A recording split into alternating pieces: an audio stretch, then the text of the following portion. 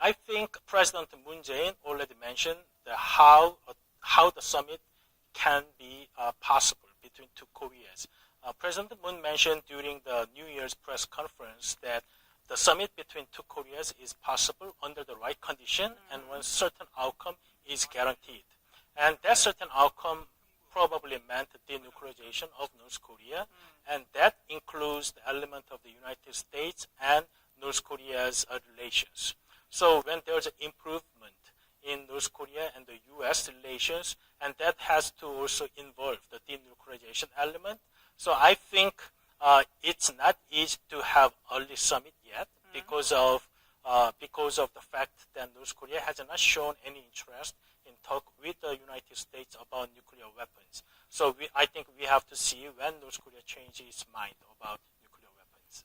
And U.S. President Donald Trump actually said on Friday that the U.S. had leveled its quote-unquote heaviest sanctions ever against Pyongyang. Now, what impact would this have on North Korea's trade and shipping abilities?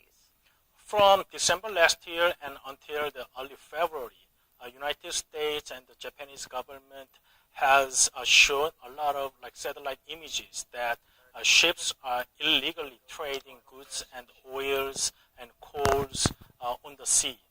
So which is actually banned from the international sanctions and the United States sanctions. So United States is trying to fill every gap in the sanction regime, and by imposing another sanction on North Korea, United States is to cut off North Korea's any influx of cash or energy sources to North Korea. And I believe that this is just a short of maritime interdiction or maritime blockade. This is now it is a financial sanctions, not military one. So I think United States is going to see whether the member countries, which is China in this measure, that China is cooperating with the United States and international sanctions. So I think it's kind of a bullying against China that U.S. is going to do further things if China doesn't cooperate. Now, you just mentioned that the U.S. is preparing to expand its interception of ships that are suspected of violating sanctions on North Korea. Now, would South Korea take part in this plan? And if so, what impact would this have on inter-Korea relations? So it's not maritime interdiction or maritime blockade yet. And it's very sensitive that U.S. Military ships are coming into the Yellow Sea or any part of the sea near the Chinese border. So U.S.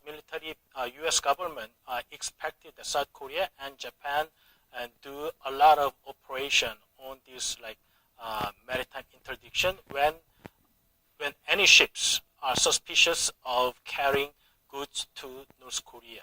And in the past, there was an incident that the U.S. naval ships just block the transpassage of North Korean ships because it was suspicious of carrying illegal weapons to export to somewhere else. So that at the time, North Korean ships has to turn around to go back to North Korea.